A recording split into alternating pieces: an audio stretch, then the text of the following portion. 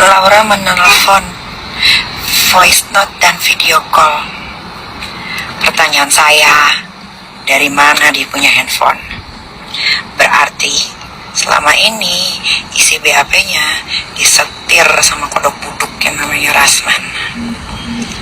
Gak susah-susah kan cari bukti baru? Smart Rasman. Laura itu gak tahu jalan. Seumur hidupnya sampai umur sekarang, ya, sampai 16 tahun sebelum berangkat ke UK, dia tuh dikasih supir, bukan naik Grab. Berarti lu dong yang kasih alamat.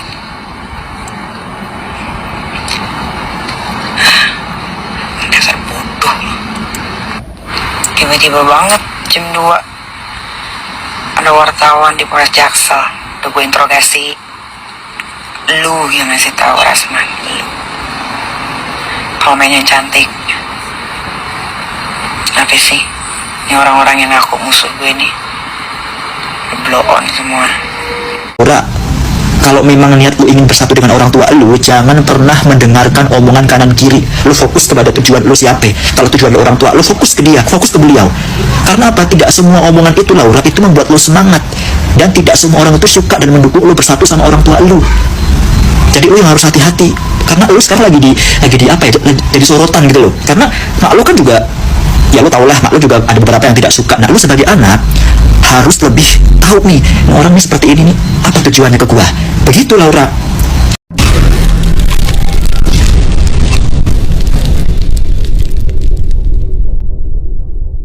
Aku setuju sama pernyataan Laura Mirzani yang mengatakan bahwa anak enggak pernah minta untuk dilahirkan. Tapi dari perspektif aku sebagai orang tua, karena gini loh, ada dua perspektif yang bisa dibilang ini tuh kontradiktif gitu. Perspektif yang pertama, bahwa anak memang enggak pernah minta untuk dilahirkan. Kemudian yang kedua, bahwa orang tua melahirkan anaknya itu dengan mempertaruhkan nyawa mereka. Nah, dua perspektif ini kalau digenggam sama pihak yang tepat akan melahirkan tindakan yang tepat. Contohnya gini, sebagai orang tua, kita memang harus menyadari bahwa anak kita emang nggak pernah minta untuk dilahirkan. Makanya kita harus memberikan yang terbaik untuk anak kita. Sementara kalau dari perspektif anak seharusnya juga menyadari bahwa orang tua sudah melahirkan kita dengan mempertaruhkan nyawanya. Makanya kita harus hormat, harus patuh sama orang tua tanpa mereka minta pun gitu loh. Nah, tapi kalau dua perspektif ini ketuker, si orang tua yang berpikir bahwa aku udah ngelahirin kamu dengan mempertaruhkan nyawaku,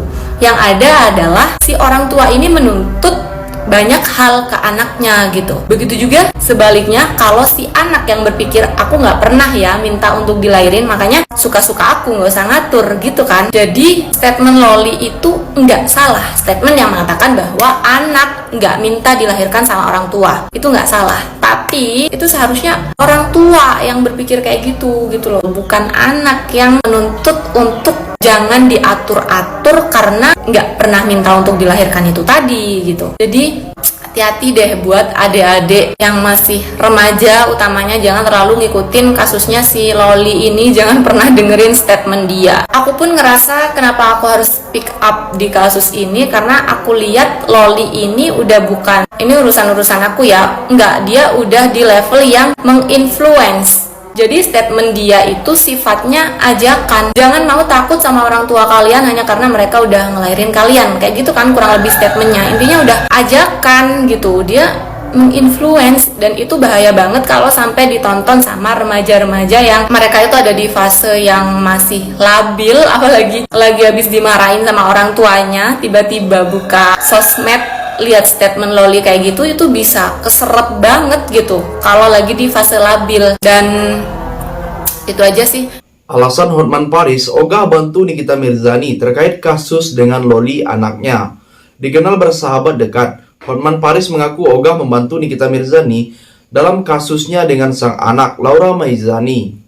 Hotman Paris sendiri pernah diminta bantuan. Hotman Paris tidak menyebut diminta oleh Nikita Mirzani secara langsung atau oleh tim kuasa hukum Nikita Mirzani. Jadi saya waktu itu menolak, bukan berarti saya tidak teman sama Nikita Mirzani. Karena sudah berlangsung lama, saya nggak mau, ungkap Hotman Paris pada saat itu. Jadi, bagaimana tanggapan kalian? Tinggalkan komentarnya di bawah.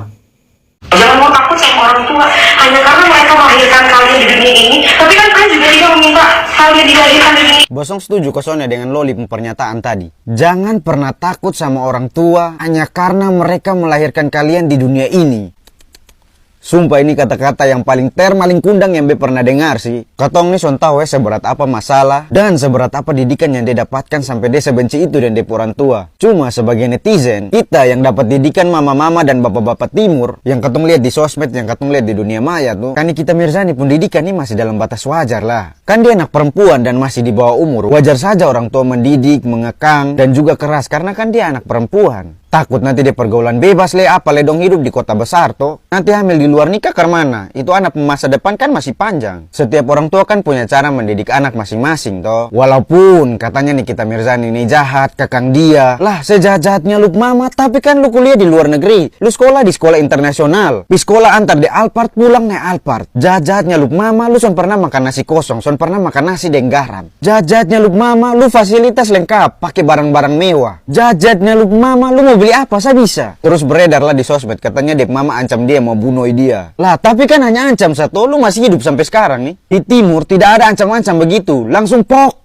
Lu bayangkan saat di timur Loli, lu sudah pokok sampai babak belur, harus jalan kaki le pi sekolah dan bonyok-bonyok. Begitu le kadang pi sekolah son bawa uang jajan, jadi tahan lapar di sekolah, pulang sampai rumah baru makan. Soalnya ada ku bujuk-bujuk, mama minta maaf ya nak, mama belikan iPhone, mama belikan iPad. Soalnya ada begitu-begitu, jarang sekali. Kalau beja di lu Loli ya, son papa beka nama ngomel-ngomel, kenapa pokok sedikit. Tapi nanti bujuknya pakai tiket pesawat pi liburan di Jepang. Daripada di timur, abis kena pokok, babak belur, dapat suruh cuci piring, dapat suruh kerja, bantu-bantu di rumah. Terkadang katong sebagai anak nih terlalu fokus pi kejahatan dan keburukan orang tua. Tapi katong nih lupa kalau di balik itu semua nih ada kasih sayang dan cinta yang luar biasa yang dong berikan pi katong. Ya tapi sekarang semoga Loli bahagialah dengan dia pilihan hidup. Kan dia juga merasa sudah dewasa toh. Jadi ya biar kapan dia kena batu nah itu Yang penting dia pesan cuma satu, bye-bye dengan orang tua Selanjutnya, Hotman Paris sendiri sudah memberikan beberapa masukan kepada Nikita Mirzani.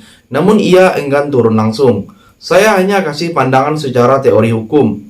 Jadi saya tidak memihak kepada siapapun, kata Hotman Paris.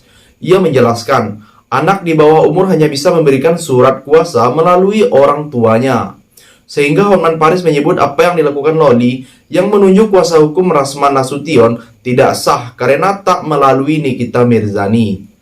Anak di bawah umur hanya boleh kasih surat kuasa ke pengacara melalui ibunya.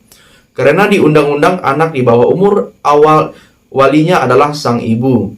Kalau ada seorang anak di bawah umur kasih kuasa ke pengacara yang lain, anaknya sendiri yang tanda tangan, itu tidak sah dan polisi berhak menolak kuasa itu. Jelas Hotman Paris. Jadi, bagaimana pendapat kalian? Silahkan tulis komentarnya di bawah. Kamu memang sama sekali nggak ada ngubungin selama kamu di mama? Gak ada sama sekali. Dari awal. Izin stitch ya. Pesan buat Laura, anaknya Kak Nikita Mirzani. Laura, yang kamu bilang seorang ibu juga bisa kok jadi ibu durhaka. Anak juga bisa jadi durhaka. Tapi itu semua ada sebab akibat, Laura. Seorang ibu durhaka dari segi mana? Mama kamu single parent. Saya juga seorang ibu single parent. Kami berjuang mati-matian untuk besarin anak kami seorang diri. Mikirin dari ujung rambut sampai ujung kaki sendiri. Semua permasalahan kami simpan sendiri. Semua permasalahan harus kami cari solusinya sendiri. Mama kamu dari kamu lahir, banting tulang. Apapun pendapat orang tentang Nikita Mirzani, mama kamu. Apapun. Mau itu baik, jelek, buruk. Tapi mama kamu seorang ibu yang paham dengan sangat kodratnya seorang ibu membesarkan anaknya. Kak Nikita berjuang mati-matian buat kamu. Yang terakhir, setelah 5 bulan tinggal di safe house, anak Nikita Mirzani nekat kabur. Setelah kabur, Loli pun langsung meminta bantuan kepada Rasman Arif Nasution, pengacara Fadel Bajideh kekasihnya.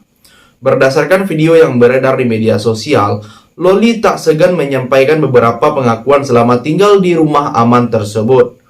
Loli mengaku, selama tinggal di safe house, ia disatukan dengan perempuan-perempuan dengan kasus lain. Loli mengaku muak dengan drama ini. Saya sudah capek, saya sudah muak. Makanya ini juga saya melarikan diri karena perhatikan gitu, selama 5 bulan ini saya diam. Saya disuruh di rumah aman untuk membuktikan bahwa di sini saya bukan korban, beber Loli pada saat ditemui di Polres Jakarta Selatan. Jadi, sampai di sini bagaimana tanggapan kalian? Tinggalkan komentar di bawah sebanyak-banyaknya. Saya dari channel YouTube Segudang TV, pamit, sampai jumpa.